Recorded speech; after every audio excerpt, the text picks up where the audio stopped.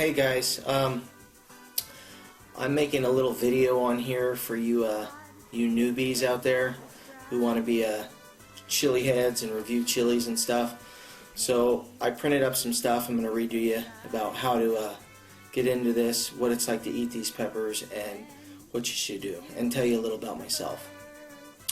What really got me into these peppers? One day I was looking for funny internet videos and I stumbled upon Darth Naga. I know you guys all know him. I watched some of his videos. I thought they were hilarious, and I also watched Neil Smith over at the Hippie Seed Company. And I had no idea about these peppers. I thought the habanero was the hottest pepper in the world. So I looked into those ghost chilies, and I went and I bought seeds. And I grew them. I didn't eat that stuff. I hated spicy stuff.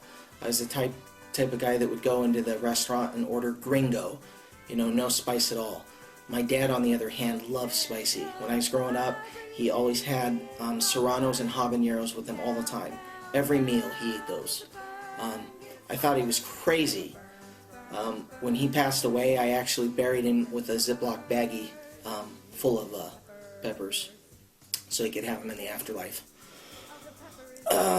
Well, I want to talk to you guys about how what I do, and how I do it, and what you guys should do if you want to get into it. I started my pepper challenges, like I said. I bought seeds. I started growing them, and my first victim was my cousin Nick Chapman. I had a lot of victims. I would kind of con him into eating them, which is not cool.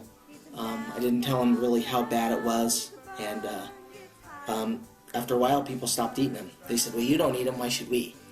And so a lot of pressure, and a couple months later I ate one. I did not enjoy it. I hated it. And then that endorphin rush, I was hooked, and I haven't stopped since. Now I'm the type of guy who goes to the restaurant and I can eat the hottest stuff there and shock everyone in the room. A lot of the stuff I do, some people say is dangerous. No one's ever died from eating peppers because of capsaicin. The only death I've ever heard of from eating these is some old man went into shock after he ate like 3 ghost peppers. But capsaicin, there is no confirmed capsaicin deaths from hot sauce or peppers. You just have to deal with a lot of pain. So enough of me and that stuff. So you guys want to be chili heads. So I'm going to tell you how to start. I want you to start off on the mild side, but I don't want you to go for any baby jalapenos. I want you to start with a serrano pepper. The peppers I'm going to tell you about to start with are peppers that are easily found in supermarkets. Maybe not this time of the year in the winter, but in the summer they will be very easy to find. So start with a serrano. Don't do that little baby nibble thing. Just take the serrano, pop it in your mouth, eat it. Then I'll get to the cooling stuff, how to cool it down a little later. After you do that, next up the ladder, I would hit a cayenne pepper. After that, a Thai pepper. Then you either move up to a Scotch bonnet or one of those orange habaneros you always see in the supermarket. Now, after that is a fatale pepper, which you probably never even heard of. But depending on who grew that fatale, it's probably going to be hotter than a habanero. At least most grocery store variety habaneros. Now, all those are supermarket peppers I'm talking about. Now, if you get them from a chili grower like Jim Duffy or somebody out there that knows what they're doing, those peppers are going to be a lot hotter. There's red Savina habaneros that are over 500,000 Scoville units. That's the old world record from, I think, like before 2007.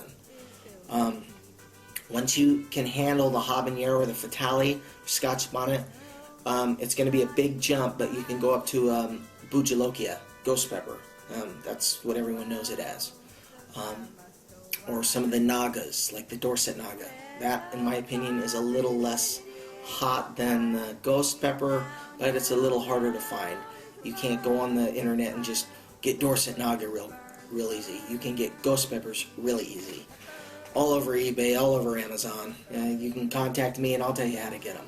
I might have some I could send to you, but I'm not sending anything for free anymore. You have to pay the shipping. Alright, so if you can conquer the ghost pepper, then maybe you're ready to go up to the ultra hots or the nuclears, like the 7 pots, or this, the Douglas, or the new world's hottest pepper, the Moruga, scorpion pepper. Now, once you're eating these, and what do you do when it's too hot? Alright, you need dairy products, alright? And there's different dairy products. You want one with all really high fat content. You don't want any 2% milk. Dairy products will bring down the heat of the pepper. The capsaicin is what's causing the burn. It's an alkaloid oil. You will not have any physical damage, just a burning sensation, and that's because of the chemical reaction going on in your mouth, your throat, and your stomach. Drinking ice water, well, it may make the pain go away for a short moment, but will distribute the capsaicin around your mouth and throat, making the burning sensation much worse. And it's just washing all that capsaicin down into your belly, which that can suck. It can cause capsaicin cramps if you get too much. If you like chug hot sauce like I've done and my buddies have done, you can be curled up in the fetal position for several hours and it's no fun. Back to the dairy products. Casein in the dairy products acts as a detergent and dissociates the capsaicin from nerve receptors, allowing it to wash away. Casein is precipitated in cultured dairy products, yogurt, buttermilk, sour cream, and works more efficiently than casein in milk. Yogurt also has a lactic acid and butterfat that acts as solvents for capsaicin. So it helps wash it out of your mouth, again, down into your stomach. When you eat these, if you want the pain to go away in your mouth, the best way to do that is to take the milk, rinse it around, spit it. Don't swallow it. You're just putting it in your stomach. To get it out of your throat, just wash it down into your stomach, but you're still going to have to deal with the stomach issues. So now I'm going to demonstrate eating this. But first I want to tell you what not to do. Do not drink alcohol to cool the pain. It doesn't help. The only type of alcohol that helps is like hard liquor, I believe 90 proof and above will wash it all out of your mouth and your throat into your belly. But the problem is it's in your mouth and your throat. The alcohol will absorb into your skin, into your tongue, into your throat, creating a burn that's insane. You don't want to do that. Another thing is carbonated drinks, pops. You don't want any soda pops, diet pops, any pops with carbonated drinks. Carbonation turns on your pain receptors. That's why when you drink a Coke real fast, you get this pain sensation, but it kind of feels good. Well, when you're eating a hot pepper and you immediately do a carbonated drink, it can multiply in some people the pain and the intensity of that capsaicin. So you don't want to do that. Also, wait 4 to 7 days between eating these peppers, doing hot sauce challenges, any of these challenges, because the capsaicinoids can cause your capsaicin receptors to go dormant. If you keep getting it, it's your body's way of protecting you, causing the capsaicin receptors to temporarily shut down. After 4 to 7 days, they'll come back full strength. I did a little experimentation myself, and I noticed if I have a lot of ice water the next day, a lot of ice cubes, for some reason, after 4 days my receptors are back totally, and every time I eat a pepper after that, it kicks my butt. So, now I'm going to demonstrate this. This is a Douglas 7-pot. This was sent to me by someone I'd like to call a friend, Jim Duffy, over at superhotchilies.com. His website is Refining Fire Chilies. Jim supports underprivileged youth in San Diego with his business and helps families in need down in the San Diego area. Jim's a hell of a nice guy. He sells some of the most exotic peppers in the world, seeds, all that stuff. And he's in the news lately because he's responsible for the scorpion Moruga, this new world record holder. There's a new, I'm not going to get into that, but there's a new hot pepper out there, and it's the scorpion Moruga, and it can reach levels over 2 million Scoville units. As a comparison, ghost pepper's like 1,040,000. So let's get this show on the road. Thanks, Mr. Duffy, for letting me review some of your peppers. These are some of the peppers that I'll be reviewing for him. I've got them all. I know which ones are which in here. You guys are, this video's being long enough, so this is his business card right here. And you can get a hold of Jim Duffy at www.superhotchilies.com. And let's find out how hot this is. I've got ice water, milk, and another thing you always want is a cup, spit cup, because you're going to produce a lot of saliva and it really sucks to keep swallowing it down. So I'm going to try to chew this bad boy for 30 seconds or so and wait 5 minutes. That's my challenge, and kind of nervous. To me, the Douglas is hotter than the Butch Tea. All the Douglas I have had have been hotter than the Butch Tea. So let me find my stopwatch. Reset. Here we go.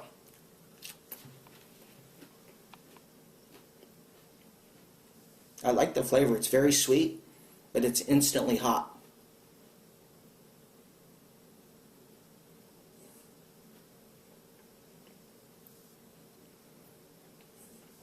I'm not one of those guys that can really describe the flavors of these. I'm trying not to swallow it.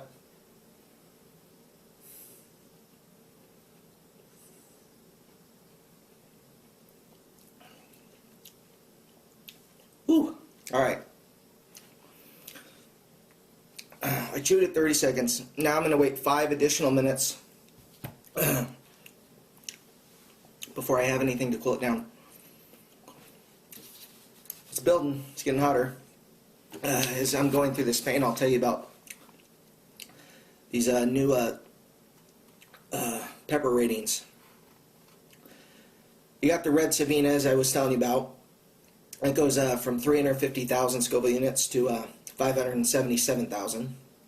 You got the Dorset Naga topping out at 970,000. The regular 7-pot, 1,291,000. Woo! Is hot.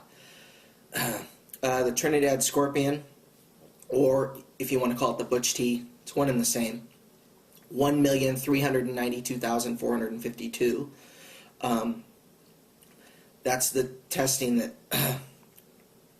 the New Mexico Pepper Institute announced. Buchalokia, 1,578,000. That makes sense because I gave Naga Bob one of my ghost peppers. It was a 4.5-inch one, and he said it was one of the worst things he had ever eaten. So that makes sense that a ghost pepper would be around 1.5 million. Chocolate 7-pot. 1,853,000. That's what I ate just now. That doesn't mean mine is that hot, but the lowest they rated them is 923,000. So I can pretty much guarantee that this is over 1 million. I'm sucking down my saliva, and it's hell. Anyways, another name for the chocolate 7-pot is the Douglas 7-pot. Then you have the Moruga Scorpion. 580,000, the low level for it. Grown right, 2,009,000. That's hot. Because pepper spray is 2 million. Oh, it's still building. It's getting harder to talk. 2 million to 5 million. Yeah, so that's a hot pepper. And then you got pure capsaicin, which is 15 million to 16 million. Well, this pepper is it's burning my tongue and my throat. It's not burning the roof of my mouth. Or anything like that. But a little demonstration of water.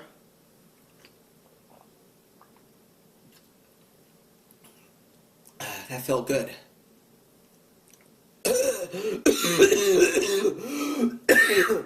Now it's back. Hardcore. Burning really good. Some milk.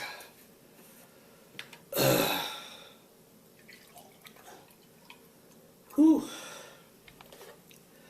It's making my nose run. Another thing, after touching these, you don't want to touch your eyes. Obvious reasons.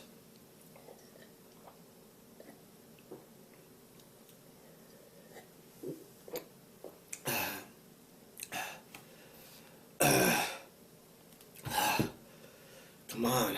I didn't wait my challenge. The reason I didn't is because I made the video long enough. I didn't want to bore you. I'm just trying to show you that.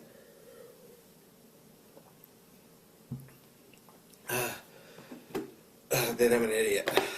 Anyways, some of these other peppers I have from him are, this is a yellow 7-pot I'll be reviewing. Got like 5 of those. This is called the 7-pot Jonah. I've never had one. I've always wanted to try one of these.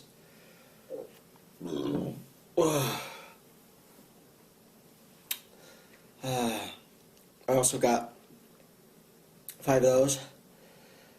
This is a Sunrise Scorpion. I never even heard of this. I'm interested in trying that too.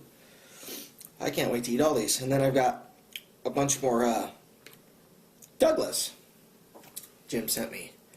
I think he's trying to kill me. You trying to kill me, Jim? Alright, well, that's a cool one. Look at that. That's gnarly looking. It's another Jonah. Look at the size of that yellow 7-pot. Alright, I grew some of these and they're pretty hot. Well, that's it.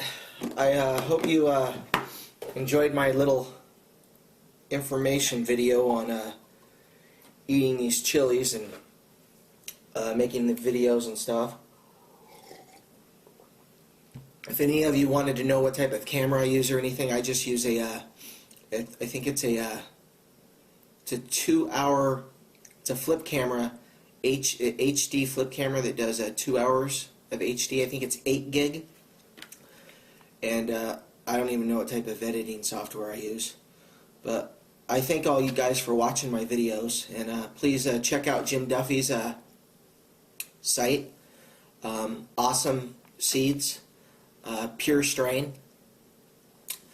And again, thanks for watching, and go to his website, superhotchilies.com. Tell him Ted the Fire Breathing Idiot sent you. I'm not going to get any kickbacks or anything. And it's still on fire. That's it from me. My next video will be in like 4 days. Talk to you guys later.